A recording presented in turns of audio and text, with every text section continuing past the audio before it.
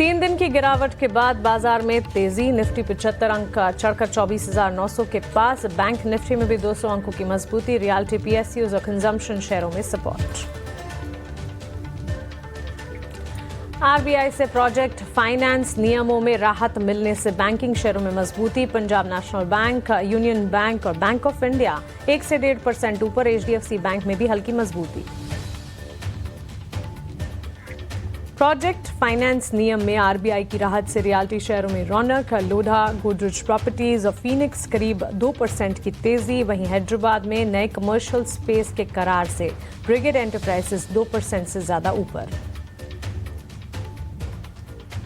Pharma शेयरों में मिला जुला कारोबार। औरोबिंदो फार्मा और टोरेंट 1 से 1.5% ऊपर। वहीं यूएसएफडीए से आपत्तियां मिलने से नेटको फार्मा पर दबाव। एप्का लैबोरेटरीज और बायोकॉन कमजोर।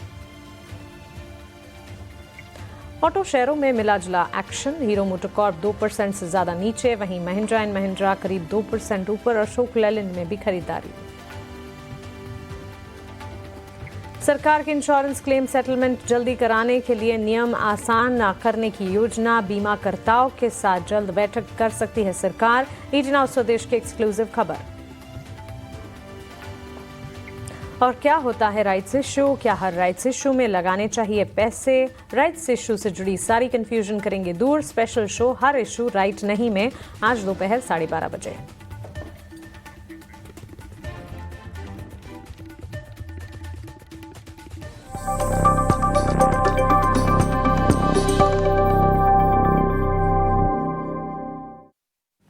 दस बज चुके हैं। कमोडिटी मार्केट के अपडेट का समय हो चुका है और एनसीडीएक्स पर रेट्स धीरे धीरे सेटल होना शुरू होंगे, लेकिन तब तक एग्री कमोडिटीज पर सबसे पहले नजर डालते हैं। और जीरे की बात करें तो 19,250 के नीचे कारोबार करता हुआ। नरमी की चिंता से मांग कमजोर और इसके चलते पिछले कुछ दिनों से यहाँ पर सुस्ती दिखी है और 19,250 के नीचे जीरा कारोबार करता हुआ। इसके अलावा बाकी मसालों की बात तो धनिया 7,220 के पास रिकवरी के बावजूद सीमित दायरे में धनिये में भी कारोबार दिखा है। हल्दी 14,150 के करीब, आवक सामान्य और मांग सीमित, जिसके चलते यहां पर भी कमजोरी दिखी है। इसके अलावा ग्वार गम और ग्वार सीड की बात करते हैं, लेकिन सबसे पहले ग्वार गम 9,550 के नीचे ऊपरी स्तरों से यहां पर मुनाफा वसूली दिखी है। वही ग्वार सीड 5,150 के नीचे घरेलू मांग कमजोर और आवक भी सीमित दायरे में है, जिसके चलते यहां पर कमजोरी रही है। कैस्टर सीड 6,700 के करीब, इंडस्ट्रियल मांग में सुधार, जिसके चलते डिमांड को बूस्ट मिला है। पाम ऑयल 4,150 रिंगिट के पास, शिपमेंट 26% के आसपास बढ़ती हुई नजर आई, जिसके चलते पाम ऑयल में तेजी दिखी। इसके अलावा कपास $1,580 के करीब, आइस कॉटन 64.5 सेंट के आसपास कारोबार करता हुआ। कपास खली की बात करें तो 3,170 के नीचे। सोया खली की मांग में बढ़ोतरी देखने को मिली है, जिसके चलते कपास खली में कमजोरी दिखी। इसके अलावा मेंथा ऑयल की बात करें तो 920 रुपए के नीचे स्टॉकिस्ट की मांग में असर दिखा है, जिसके चलते मेंथा ऑयल के डिमांड में भी कमजोरी रही है। लेकिन इसके अलावा एनसीडीएक्स पर रेट्स धीरे धीरे सेटल होना शुरू हो चुके हैं ऑलरेडी, और कुछ ट्रेड्स आपके सामने लेके आए। तो सबसे पहले हल्दी की बात करेंगे। यहाँ पर 4% तक की गिरावट आज के सत्र में दिखी है। जून के फ्यूचर्स 13,440 के आसपास कारोबार करते हुए नेक्स्ट मंथ के फ्यूचर्स में करीब 1% की गिरावट और जून के फ्यूचर्स पे भी भारी गिरावट दिखी है। इसके अलावा जीरा 1% गिरावट के साथ कारोबार करता हुआ। 18 जुलाई के जीरे फ्यूचर्स की बात करें तो यहाँ पर भी 1% की गिरावट, लेकिन ग्वार सीड 5,118 के आसपास कारोबार करता हुआ।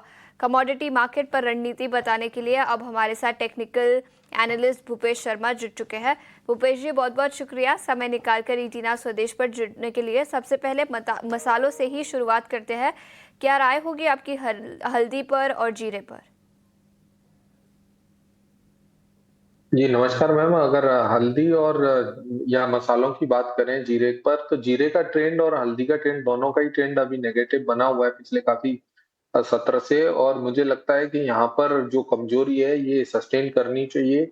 और नीचे में बाजार अभी कहीं भी कोई रिवर्सल के साइन नहीं दिखा रहा है। दोनों ही बाजारों में लगातार गिरावट देखने को मिल रही है, विशेषकर जीरे के बाजार की बात करें तो मुझे लगता है कि 18,900 18,800 would be the next level for जीरा जुलाई वायदा। और जुलाई का अगर ये लेवल मिलता है तो मुझे लगता है कि वहां पर एक कॉन्ट्रेरी बाई का ट्रेड लिया जा सकता है। हाल फिलहाल नीचे के भाव में बिकवाली से दूरी बनानी चाहिए।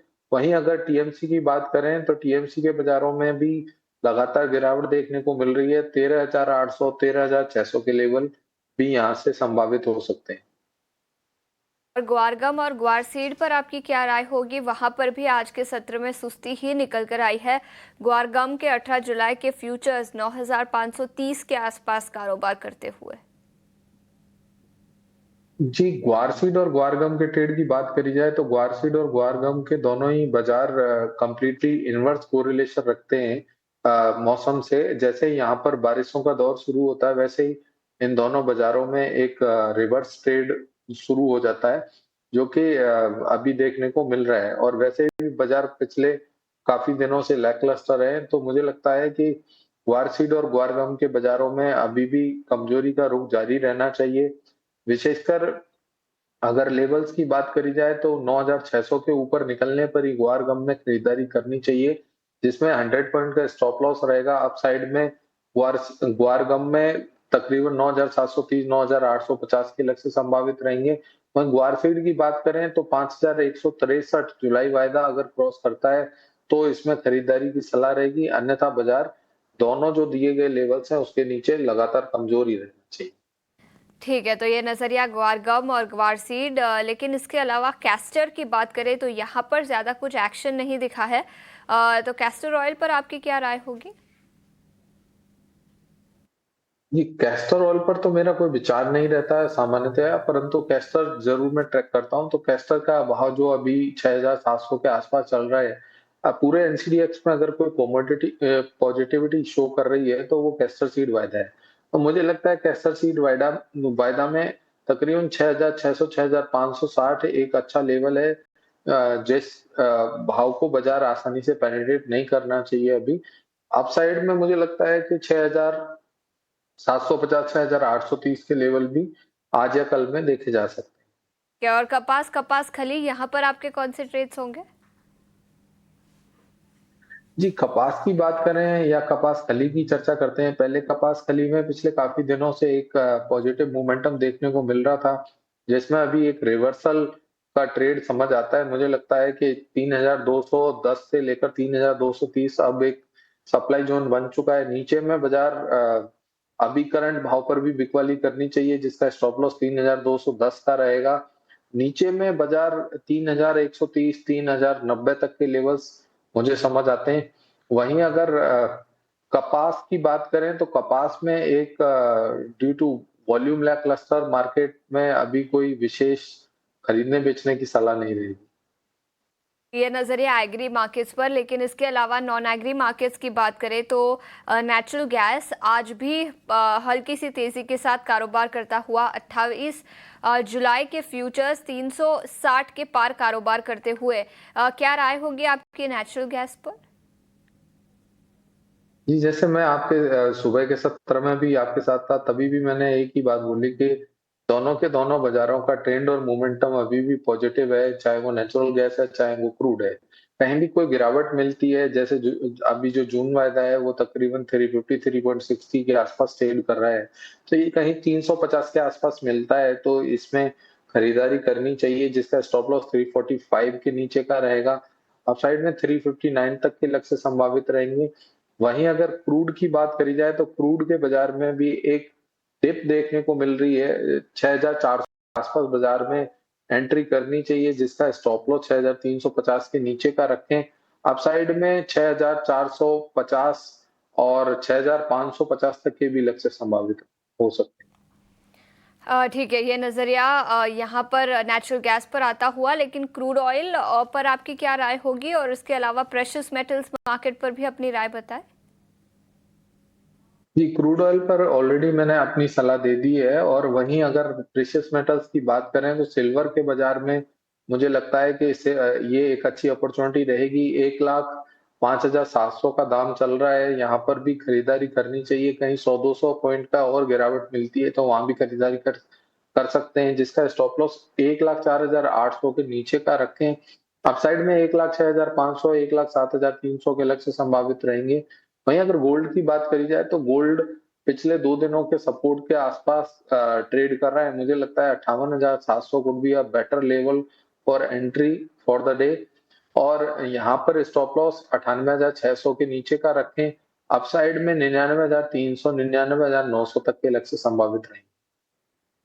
तो ये नजरिया कच्चे तेल और इसके अलावा सोने और चांदी पर भी हमने चर्चा की। चांदी आज के सत्र में भी गिरावट के साथ कारोबार करता हुआ 4 जुलाई के फ्यूचर्स में 1.5% की गिरावट आज के सत्र में चांदी पर दिखी है, 1,05,800 के आसपास कारोबार करती हुई।